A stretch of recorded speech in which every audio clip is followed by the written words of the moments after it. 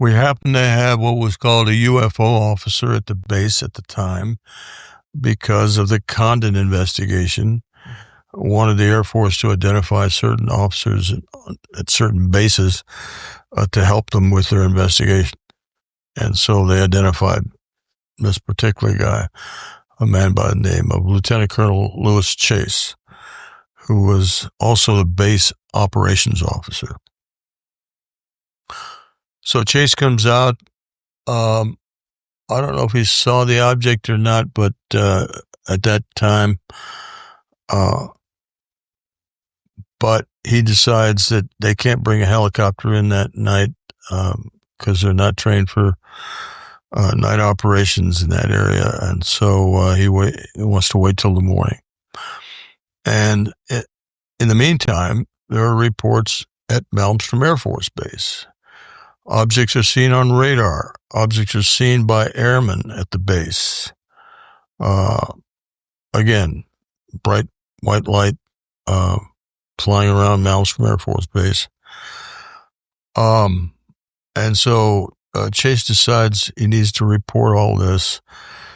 And he does in a telegram to Air Force headquarters and also reports to Edward Condon. Writes a couple of reports. I've got copies of them. And they take the statement of the truck driver, etc. And by the way, in the meantime, my missiles are shut down. So you have missile security officers who are topside. They're calling down and they're saying they're seeing. No security officers. These are airmen, the non-commissioned officers, NCOs. Okay. And they're responsible for the security of the launch control facility. In other words, and that's what I told him. So after the first call, we just hung up because there was no point in talking about lights in the sky. I didn't think. So you were like, what are you talking about? And you hung up and you were like, basically, I wasn't too interested in what he had to say after that because, he could have been seeing little stars up there. I don't know. But then 5 minutes later, he calls back, and this time he's frightened. He's really frightened. He's screaming into the phone. He's babbling. I got to calm him down. And finally, I calm him down. He says, "Sir, we got all the guards out. They've got their weapons pointed at this red-orange light. Pulsating light. It's huge. It's, I think he said 40 or some feet long. It was hard to see inside. I said, try to look inside the light and see if there's a solid object in there. He said, it's really difficult because it's so bright, but it looks like there's some kind of a solid object in there, oval-shaped, is what he said. And I said, and then he said, what do I do, sir? I basically told him, I don't remember the exact words, but I basically told him to make sure the facility is secure, that nobody enters the fenced area. Basically it's your responsibility, right? And so he hung up. He first said, a guard got injured and I got to go. The injury I'll talk about later, but it had nothing to do with the UFO. So he hung up. First thing I did is I looked over at our board, our status board that showed the status of each missile, right? And all the missiles were green at that time, ready to go, ready to launch at any time. I went over to talk to my commander, Fred Milo, who was taking a rest break. Woke him up and started to tell him about the phone calls. And because now I'm thinking there's something serious going on up there. The guy was really scared, really frightened. And before I could tell him about the phone calls, we'd get a big horn go off. One of the missiles went off alert status, or went from green to red. No go. Can't launch it. Had that ever happened in your career thus far? I was there for 3 years. One of them may have gone down for some power problem. We had triple power redundancy, but anyway, but nothing like multiple shutdowns. And right after that one went down, all of them went down, one at a time. So what do you do at that point? So we jump up, go through our checklist, and we also had two of the launch facilities. The launch facilities are where the missiles are actually located. They're about a mile away, a mile or two. But at two of them, we had incursion lights, meaning it's possible someone or something was trying to enter those facilities where the missiles were. So I got on the horn or the phone and called upstairs. First thing I asked about was this bright red glowing object. And he said, it just took off, sir, it's gone. But it was there when the missiles went down. But anyway, I sent guards out there, and they again saw an object above two of the launch facilities. Again, bright light hovering just above the facilities. We brought those guys back to where we were, and they lost radio contact on the way back. Strange. Anyway, Mywald called Wing Command Post, report our incident, a shutdown, requesting maintenance crews to come out because we had a way of querying the system. We would get an audio feedback of what was wrong with each missile. They were all reading guidance and control system failure. So we thought, well, okay, we got to send a team out there to restart the missiles, each one, and retarget them. We had to check the targeting again. But after that call, he hangs up. He turns to me and he says, the same thing happened at another flight. Now, I thought he meant that evening, but what he meant to say was that it happened before, 8 days earlier. And that was what we refer to now as the Echo flight incident. We were at Oscar flight. Uh-huh. And so before we get into the Echo, go for it. Yeah, but the reason the belt sighting was important was because when Robert Jameson was called at home to come in to the base, he was asleep.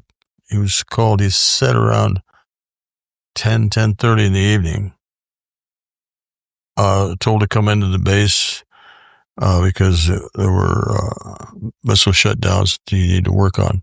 Yeah, in March of 1967, I got a call saying a missile went off alert in Oscar flight. Well, that's all the information was given. They said a missile went off alert. So I had called my team together. We went down to the hangar. I no sooner walked into the hangar, and a friend of mine walked up to me and says, have you heard what happened? No, I just got here. He says, well, a missile, a UFO was reported over Roy, Montana, which is where Oscar flight was, and all missiles went off alert. And I said, it's not possible. Couldn't happen. So I went to a place called Job Control just to confirm this. And sure enough, on Job Control, they have a wall, and they have green lights where all the missiles are on alert. We had 200 missiles at the time. Except for one corner, all 10 missiles were off alert, all 10. The whole flight was off alert, all red. And so then I said, yeah, they were off alert. It doesn't happen. And he was also told that we are on lockdown right now because there's too much UFO activity going on. Like I mentioned, there were overflights of Malmstrom Air Force Base. They assigned me 4 missiles to restart. He says, go ahead, get your team ready, but stay here. Don't leave the hangar yet until we're sure that all the activity out there has ceased and there's nothing else going on. Then we can release you. So I stayed around for the hangar for a couple of hours. And then just before we were released, we had to go into a special briefing. Normally we go into a briefing where they give you what your job is, the road conditions at the time, weather conditions, anything else we may need to know. This time they brought us into a special briefing and they told us there's UFOs out in the area. He said, here's what you have to do. If you're on your road and you see a UFO, let us know by radar and go to the nearest launch control facility. And okay, if you're breaking into the site, just withdraw from the site, give us a call and let us know what's happening. You see a UFO.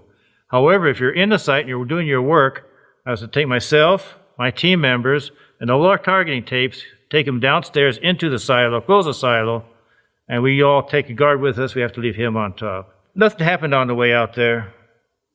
And targeting, the restarts, I had 4 of them, and they went rather smoothly. Missiles went right up as if nothing had happened to them. And I came back, and then was given another briefing. I was told I wasn't supposed to talk about this, but I am coming out now. But Jameson was told about the belt incident. The same person that told me that all 10 missiles went off alert also told me that there was a UFO that went down into a canyon near a little town not far from Malmstrom called Belt, Montana. There was a canyon there, and there was a UFO trapped in the canyon. And right. But he told me I'd go to the command post. He set up a command post in the colonel's briefing room. So I went over there, and I heard what they were looking at. They had a radio contact with the people out in the field, and they were telling me about the lights. And now there's blue lights, now there's green lights. I was looking at the UFO down at the bottom of the canyon. Now the canyon's too steep to send men down in the night. This is at nighttime. Walls are too steep to send men down at night, or even a helicopter down through that.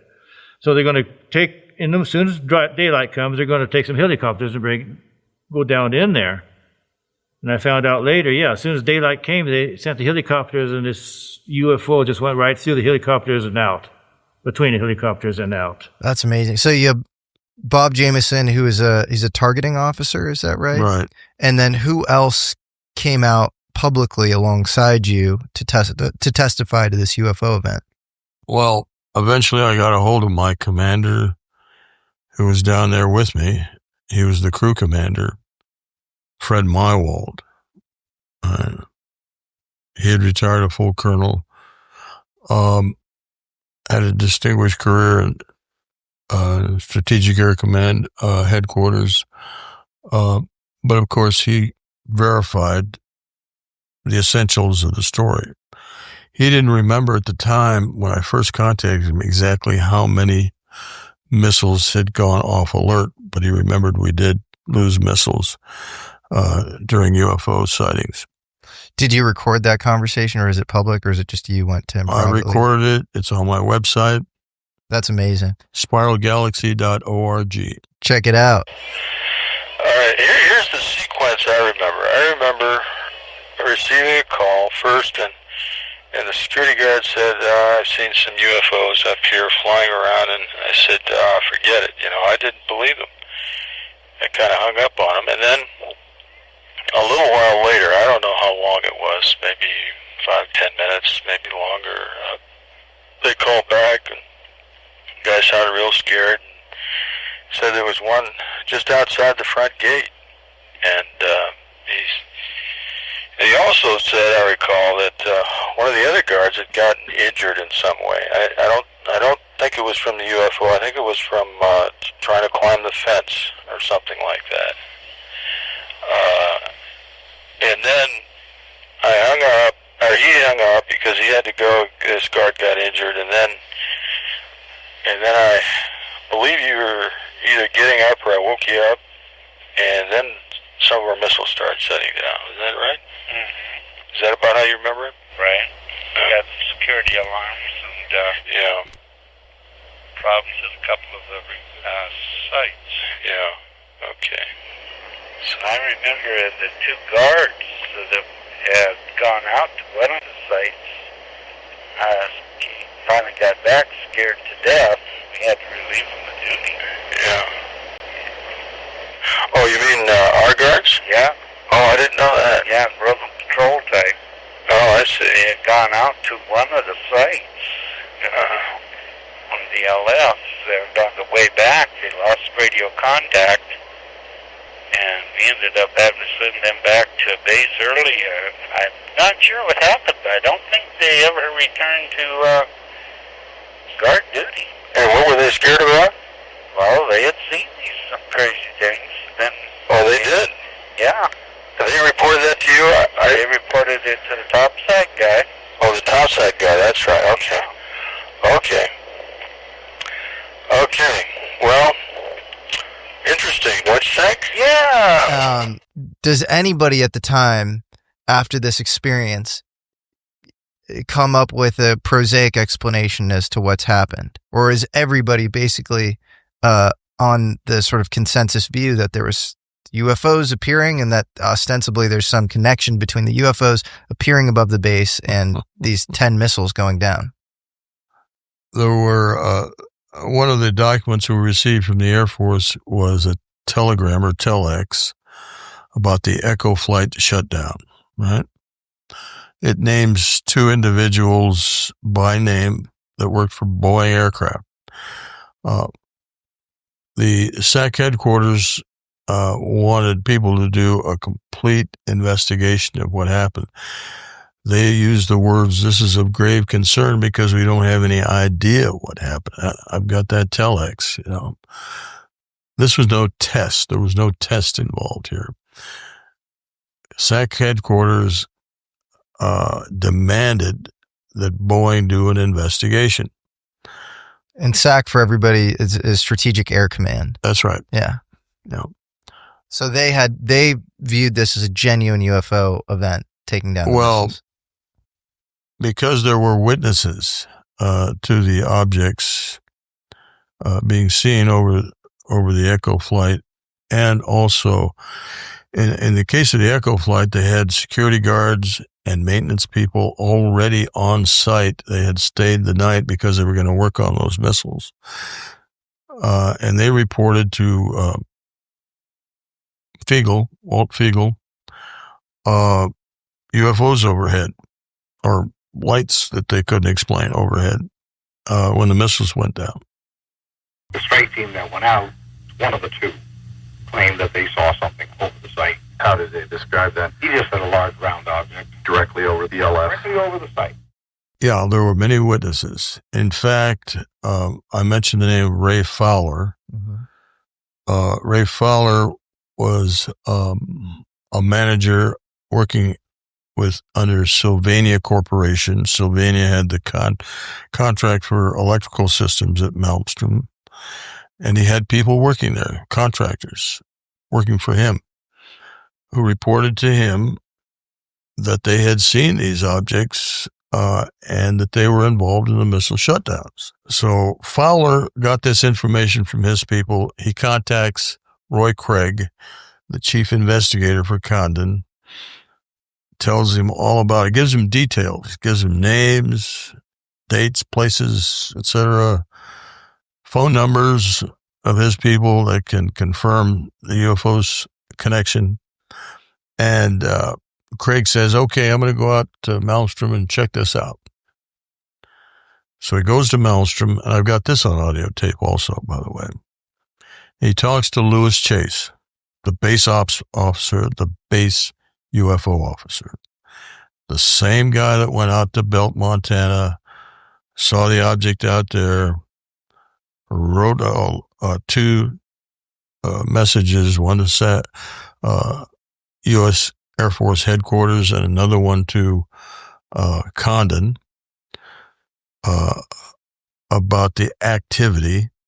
And in one of those, he says, "I went to the base command post, or the wing command post, rather, and talked to the officer in charge there." This was the same officer that we had reported our incident to. And he said, "I coordinated with him on the UFO activity." In writing, he's got this in writing. When Craig goes out there to talk to him, Chase, he denies it. The following interview, conducted by Roy Craig, is with Lieutenant Colonel Louis D. Chase, who is Chief of the Operations Division at Malmstrom Air Force Base, Montana. The interview is being conducted at Malmstrom on October 19th, 1967. Now, right about that same time, we heard rumbles from other areas that something happened here on the base related to the failure of a flight of Minutemen. It's about the 24th of March. And has this any connection with the UFO business? The rumor mill has that there was a UFO sighted by one of the SAC maintenance crew who went out to check out why the flight had lost power. As far as the status of the missile site is concerned here, I can't discuss it, Dr. Frey, because what is on alert, what is not for all periods of time, I shouldn't refer you to other people on that. Yeah. All I can tell you is at the time that we had the reported landing, the whole area here, we had lots of reports on them. But I'm not privy to knowledge of what the status of the missile sites are. You can see this, of necessity, must be classified, and I'm not privy to this type of knowledge. I think the comment that came to us was that some of the maintenance crew who had to check out sites that had lost power, that's unexplained, Well, had said they saw a Wi-Fi come down and circle the base in broad daylight or something like this, and then this was denied the next day after it had been, and then a big hush-up sort of thing. You're not aware of anything of this sort? no, this I'm not, because I wouldn't know what the status of the missiles were. Now, how about... Now, understand, it's Captain, common for us to have a commercial power failure or something like this. This happens repeatedly, such as commercial power does anyway.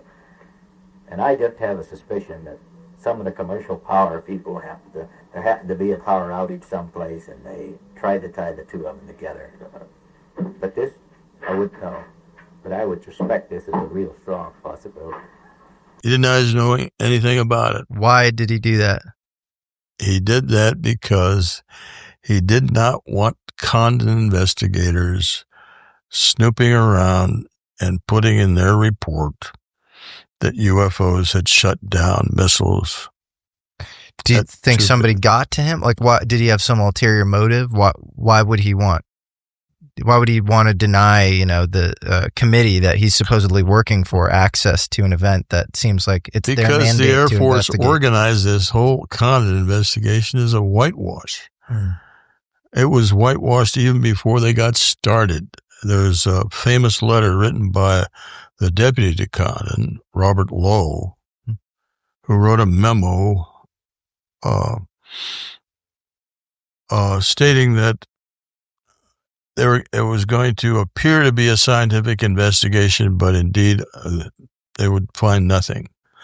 And then there was another letter that Chase had written after having a big meeting in June of 1967 with other base UFO officers and the Condon investigative team,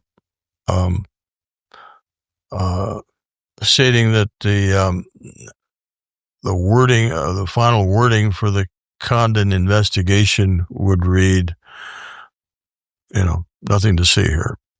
Yeah, I believe there are letters too between Colonel Robert Hippler of the Air Force and Condon, and basically Hippler's saying, like, I want you to show that this was all a waste of time and money. He's talking about Blue Book, and Condon sort of complying with that. So it seemed like a kind of a hit job from the start. It was a whitewash. Yeah. Yeah. So, in fact, it was Hippler when, after this meeting, which between Craig and Lewis, Craig went to Lowe and said, maybe we ought to get the report on their investigation. And Lowe said later on, he replied, he said, I've already talked to Hitler. Hitler said this is probably going to be too highly classified for us to look at. And plus, Hitler told him the Air Force thinks that EMP from nuclear testing was the cause of these shutdowns. Really? Yes, really. Back then. Oh.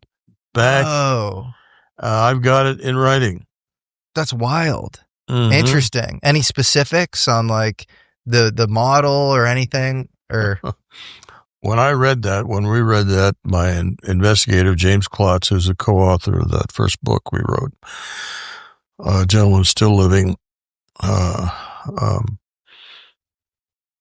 we checked with the Department of Energy, who was in charge of, cognizant of nuclear testing being done in the Nevada desert, right?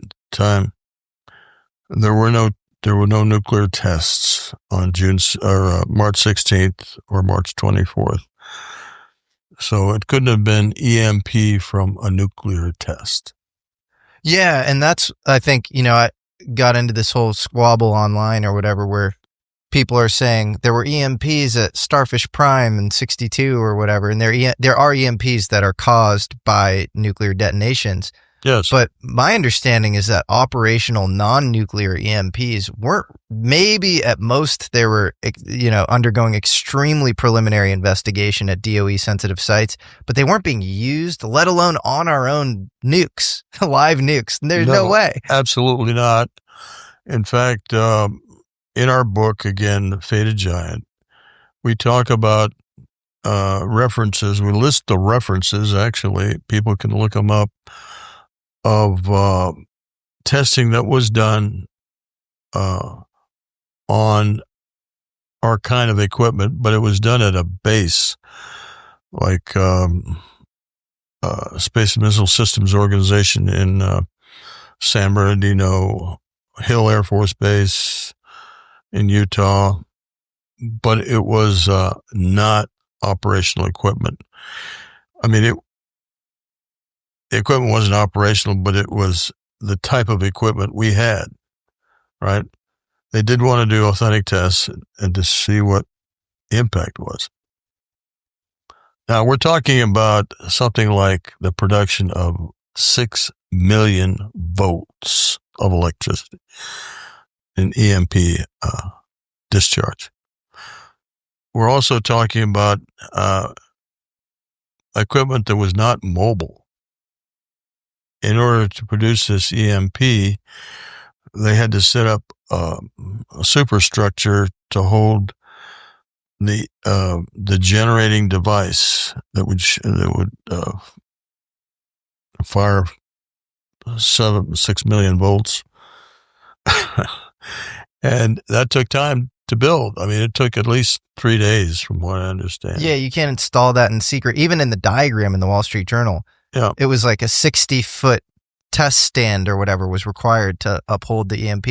And the idea that would get wheeled up to the gate without, any of these, officers understanding that the EMP was there and not being freaked out about some UFO. Well, they would have reported it. The guards upstairs would have reported any activity like that. Yeah, it makes no sense. And it's interesting to see the Wall Street Journal use the same cover story as Robert Hitler used back then. That's, kind of well, kind of. Hitler stated to Lowe, apparently, and I've got this in writing, a handwritten note by Robert Lowe, that he talked to Hitler, and Hitler told him the Air Force thinks that EMP from nuclear testing was the cause of the shutdown. That's even better, because it's like Roswell, where they have, it's like a weather balloon, and then it's like these, Huntington's disease children using, an experimental Nazi crap. It's like they changed the story like 5 times. So it sounds like back then it was a nuclear detonation. Now it's a test EMP. The exact model of which, cited by the Wall Street Journal, wasn't actually tested until 71 and ready until 1973. Right. So it's absolutely crazy. Interesting. Yeah, they got to get their story straight if you're going to debunk well.